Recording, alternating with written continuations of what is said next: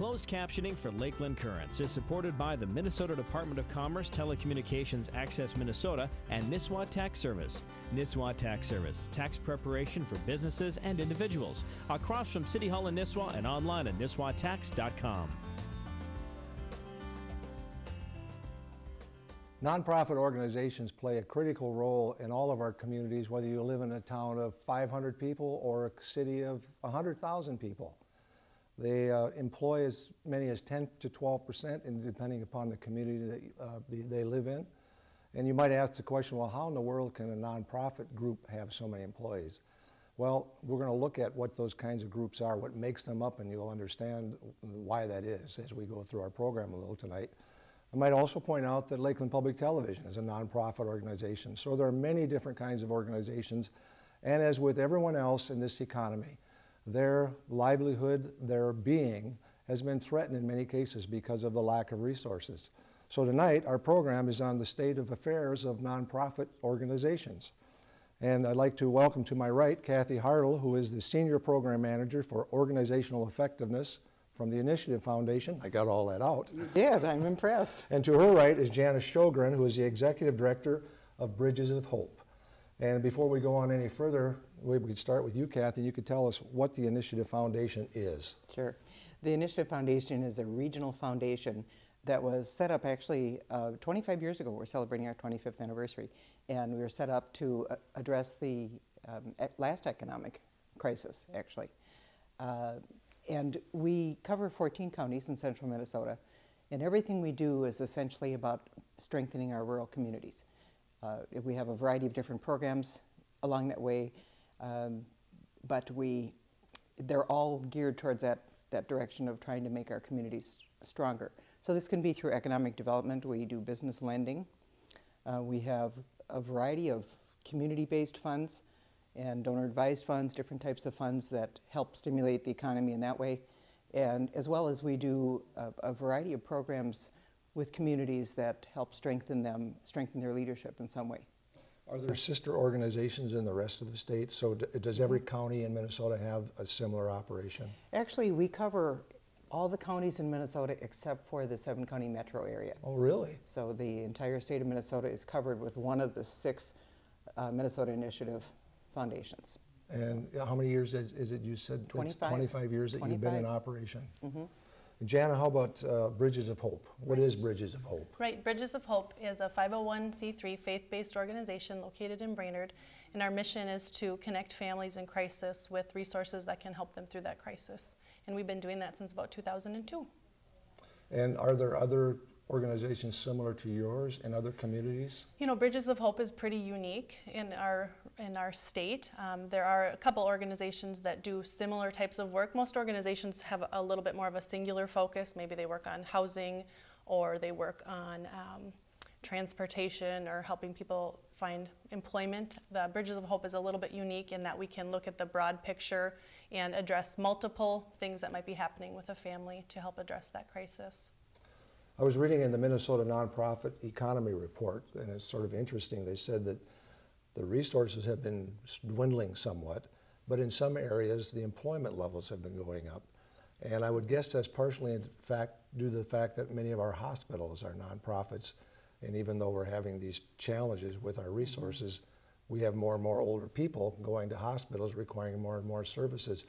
Right. Could you just give us a kind of a general idea of, when we talk about nonprofits, what are we talking about? What kind of organizations are we talking about that are affected by this? Sure.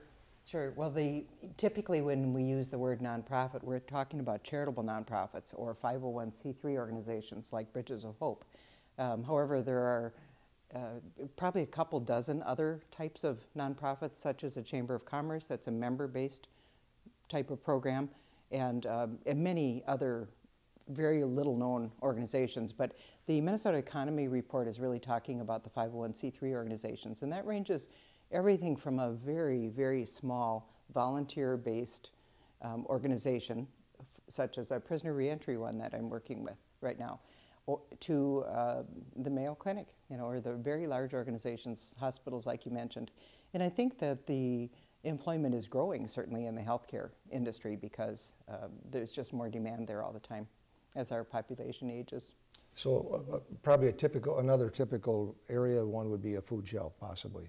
Could an area food shelf be considered a nonprofit? Oh, absolutely. Like yes. that? But typically they don't have a lot of staff. Right, You know, and most of those are very volunteers. dependent on volunteers. They would typically have some staff, you know, to keep everything coordinated and going. But they typically really depend on a lot of volunteers to accomplish their mission. I look at this central area of Minnesota from St. Cloud to Aiken to Crosby to Brainerd, all the way to Wadena. Almost all of those hospitals, I would guess they are all nonprofit organizations, aren't they? To my knowledge, they are, yes. And Yeah. would there be any I can't hospitals? think of one that isn't. So probably every hospital in Minnesota is a nonprofit. I would expect that they would be. You know, Minnesota is also fairly unique with our insurance program, because our insurance providers, our health insurance providers, are required to be nonprofit in Minnesota, and that's not the case in all states.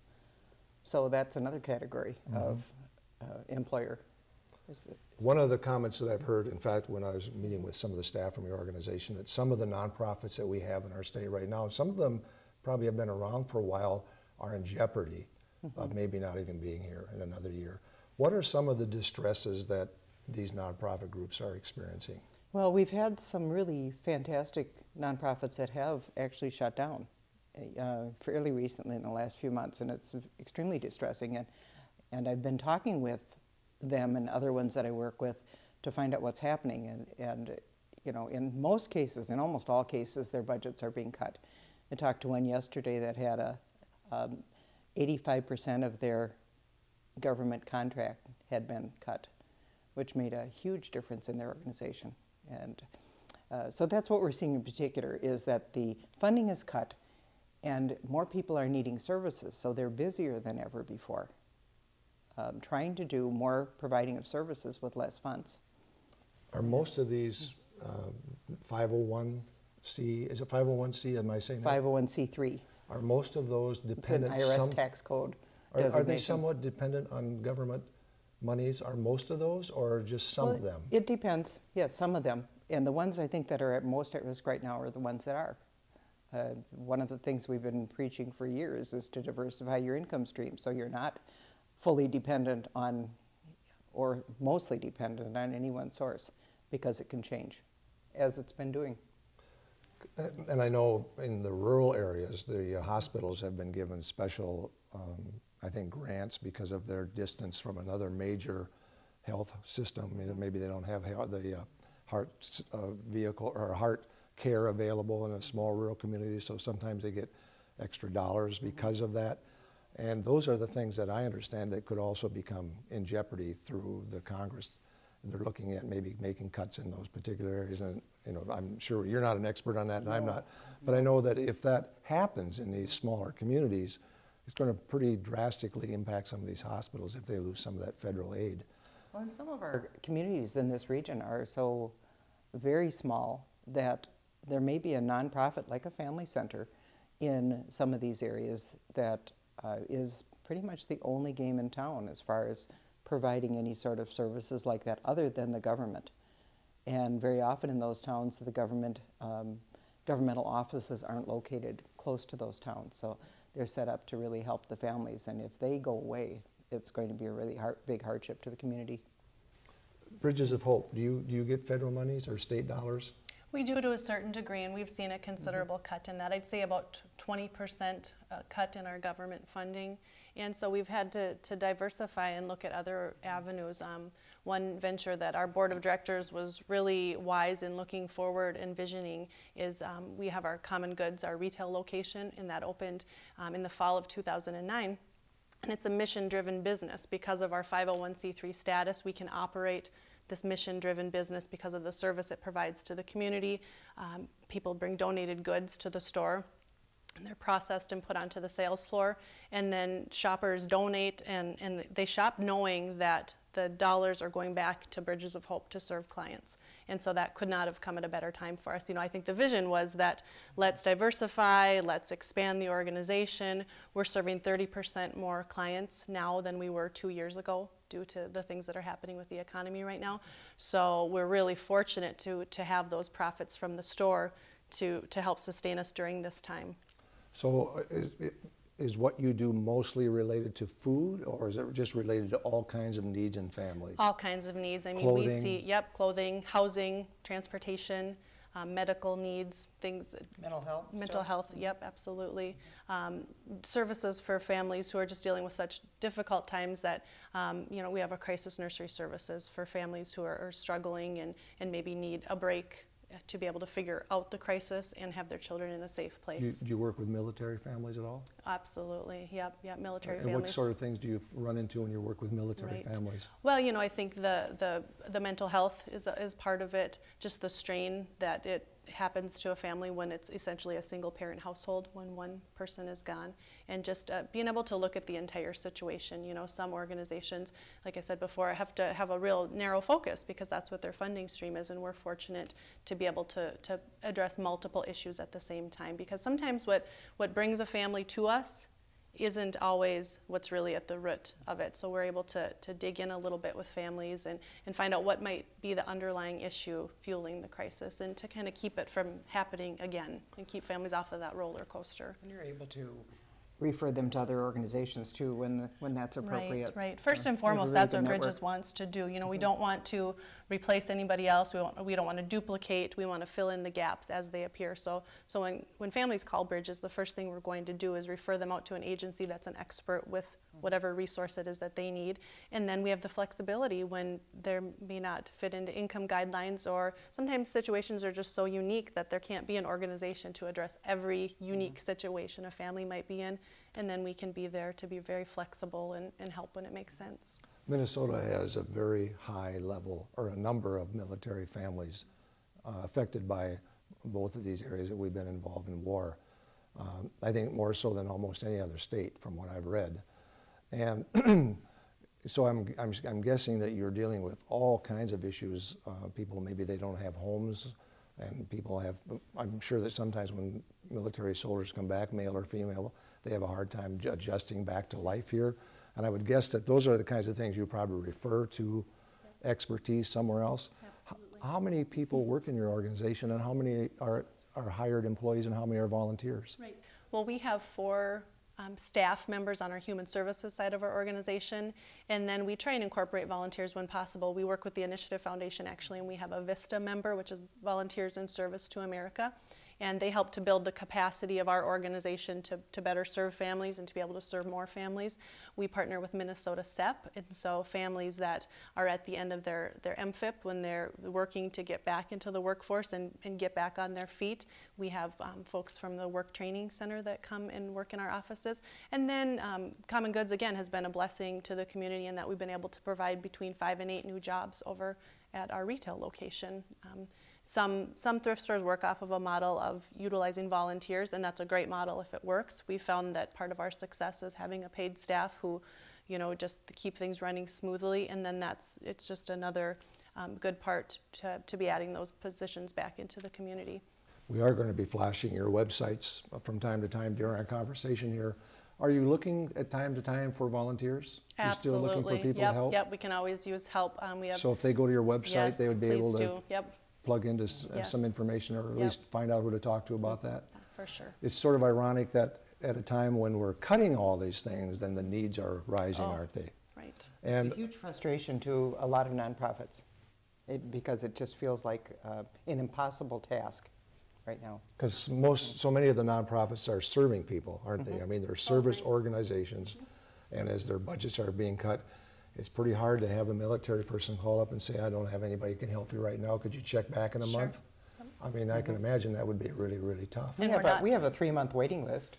Do you really? No. Oh, are you just using it? Okay. Well, and that's what we're faced with. You know, we're having to do literally more with less, and we just have to. The need is so great, and so we're really trying to figure out how to utilize the resources the best that we can. You know, like I said before, we're serving 30% more families in 2009 and 2010 than we did in 2008, and so we're having to find creative ways. You know, really leaning on partnerships in the community, trying to stretch our resources further by making really wise decisions about the ways that we're helping people.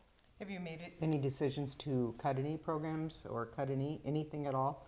Right, As you've been dealing with this? Right, we haven't had to at this time. We definitely have to scale back. You know, for example, in our crisis nursery services, we have had to put in more strict screening processes for when we can place a child in a crisis nursery situation. What does that mean, the crisis nursery? Yep, crisis nursery is a free child care setting for children ages 0 to 10 years old. And so if a family, maybe we've had an example before where a family has had a house fire, and so maybe mom and dad have a place where they can stay, but it's just not a great situation for the whole family. So we can put the children into a safe placement with a licensed foster care or daycare provider in Crow Wing County, and it's free of charge to the family. And so their mind can be eased that their children are in a safe place while the family is addressing the situation and able to get back on their feet. And they're short placements, you know, they're anywhere from 8 hours to maybe 72 hours at the most.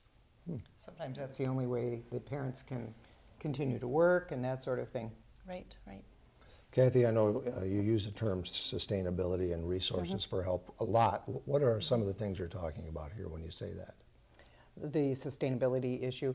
What we talk a lot about with people is really paying attention to what's core in your organization. What are the most important services that you do and the ones that you do best, so that they can put their best energies towards doing that. And that may mean, that's why I asked you the question actually, that may mean eliminating some things that aren't so central to what they're about.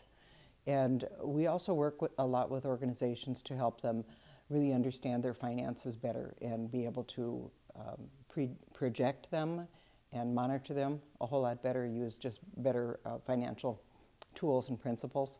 And we have, I think that you're putting it on the screen too, the Nonprofit Assistance Fund, that we work with quite a bit on that, because they have some truly amazing tools for projecting and for doing program-based budgeting and for doing things like cash flow projections. And all of those types of things can help an organization really understand where they're at financially and be able to make better decisions so that they don't get surprised and then have to get into a panic like some organizations I've seen have done and just say, we can't do it, we're going to shut down, and that's it. So they can make some adaptation in their organization. And I've seen several organizations, actually 4 that graduated from our Healthy Organizations Partnership Program yesterday, and every one of them had pretty significant cuts to their budget. But what they've been doing over the last 2 years is they've been doing planning and better financial management, and their board and their staff is all moving in sync in the same direction instead of all being in having different ideas of what they wanted to do and how they wanted to do it. And so when organizations take the time and they make the effort to really tighten up their core capabilities, they're better positioned to ride out this type of a storm. Could you give us an example of a kind of organization you're talking about when you use those examples? Sure. Well, we had a couple of family centers from Cass County that were in there yesterday, and they're from small communities, and they provide a huge range of family services, from a food shelf to family literacy programs and to many other ones. They're also the site, for example, of government services because they're so far away from the county seat. So the county staff comes to them to meet with people at times. Numerous services, but they have all lost a significant amount of government funding. So over the last few years, they've been working on really doing some planning and board training, board development work, and taking a look at what it is that they do best and what is most central to their mission. And they've decided that there are some things they're just not going to do, that either they'll try to find somebody else in the community that's going to do it, pick that up, or maybe it just isn't going to get done because it isn't as essential as some of the other things that they're doing. So they really are working on positioning their organization for a rocky time, and then for being able to really be successful when things are on the rise again, which we hope they will be. It doesn't seem that most organizations and even most governmental units that when we talk about this anymore, no one's expecting it to go back to what it was, are we? I don't think so. No. Everybody sees a different place here as we, maybe 7-8% unemployment might be there for quite a while is what, we keep hearing. So organizations have to change just as private enterprise has to change. Absolutely. And when you look at an organization like yours, Janet, are you thinking down the road and saying, well, we're going to maybe have more funds cut and we might have to just eliminate these programs? Are you dealing with that? We do have to look at, like Kathy said, what's core to our mission and how we can maximize our effectiveness and serve the most number of families. And I think for us, the need is not going away. When you look at an organization like Bridges of Hope, when we're having such difficult times, it's really tough for us to say we're going to cut services. So for us, it's really about raising revenue and raising income. And so it's looking at grant funding. It's looking at talking about our organization in a way that attracts individuals to want to invest in families in the area. That's one thing we've really done a lot of focus on. Online giving is a new focus for organizations. GiveMin is a great organization that's helped. It would be really tough for a small organization like Bridges of Hope to do the technology stuff that you'd have to put in place to click and have people donate online, but GiveMin has put that platform in place for us to use. And we've gone from raising $700 online in 2009 to raising over $15,000 online last year, for example. So that's small scale compared to some nonprofits, but it's significant for our organization. What GiveMin is, because everybody may not know what that is. Sure. It's a website. Literally, you go to givemin.org and any MN? MN, yep, I'm sorry, givemn.org. And nonprofit organizations can go and claim their page, even if they're just there, if you're a nonprofit in Minnesota. So we've gone on, we've personalized our page, we've put a video on there, and then you want to drive traffic toward it. We use our website, we use our social media, and we use e-newsletter communication. And we've had a couple very fortunate opportunities to have matching dollars through the Initiative Foundation Ripple Effects campaign, and then the Otto Bremer Foundation provided some matching dollars last year as well. And people get excited about that when they can go and click and donate. It's simple, and in these instances, their dollars were matched dollar for dollar. And it's just simple. I think there's a whole new generation of donors out there who are just, if it doesn't come right to their inbox and if they can't click and enter their card, that's much more attractive to them. And we'll always have the folks who want the mail campaign letter and who want to get out their checkbook and are very loyal to organizations as well, and that's great. But we're just trying to appeal to all different types of donors and help people impact their community locally. I think it's really attractive to know that you can donate to an organization and help a family who lives in your area. We actually had a pilot program in the Brainerd Lakes area with GiveMin, and we helped them, we taught them how to set up their pages and develop them more fully. And we've also helped get GiveMin more established in the rural areas. And they actually set up a page for every nonprofit that has a 990 on file. They just automatically did that when they started up. What's a 990? Oh, that's their tax return. Oh, okay. Yeah, the 990 is the nonprofit tax return. Sorry. Oh, yeah, that's okay. We're used to using that lingo all the time. But So you get Otto Bremer Foundation, there's been the Bush Foundation, there's all these foundations, and maybe what people don't realize is the last 3 years have been hard on those groups too, because they have a large chunk of money invested in the stock market, bonds or whatever it has been, and those have all been hammered just as much as the personal investments that all of us have had. So that's been harder to get money from organizations too, because they don't have it. most foundations endowments went down about 30% in the crash. Wow. So when an organization yours looks at, you have some governmental funding, you have some grant matches. How do you determine where else you need to try to get your money? Or is it mostly knocking on doors from personal contributors?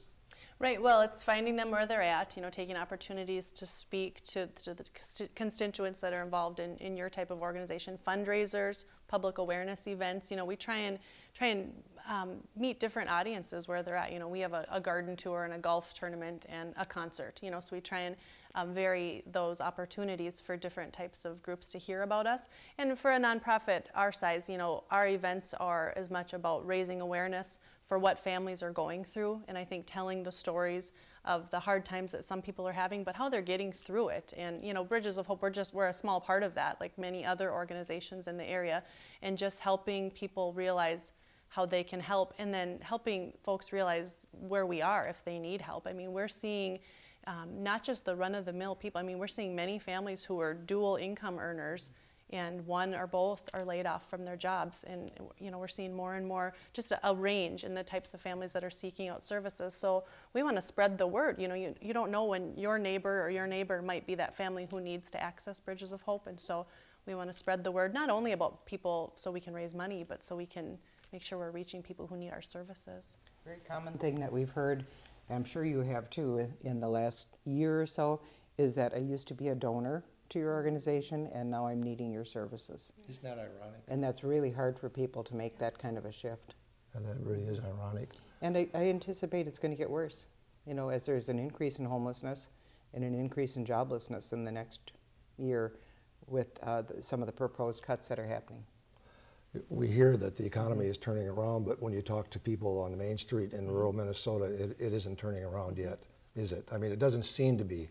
Don't mean to be negative about it, but it's coming. It's really slow. You know, it seems like the stock market in general is coming back, but the employment figures aren't up yet, and the homelessness, the repossessions are just increasing, and they're expected to in 2011. We're just about out of time, but I know your organization does training, helps organizations do financial planning, and you try to give skills to people. Right. Have you worked with charter schools ever in your organization? We haven't. We haven't worked directly with charter schools I was at all. just curious, because they are nonprofits, and it seems like so many of them have been in trouble because of their budgets. We haven't felt that our expertise is working specifically with schools, and there are other organizations in the state that do that, so we haven't really tried to get into that area. Okay. Well, again, the organizations are the Initiative Foundation and Bridges of Hope. And I'd like to thank both Kathy and Jana for being here tonight. Very good causes, and we have been flashing your website, so great. Hopefully they'll help you in the future. Okay. Thanks very much for coming on the show. Appreciate it very much. You've been watching Lakeland Currents, where we're talking about what you're talking about. I'm Ray Gildow. So long until next week.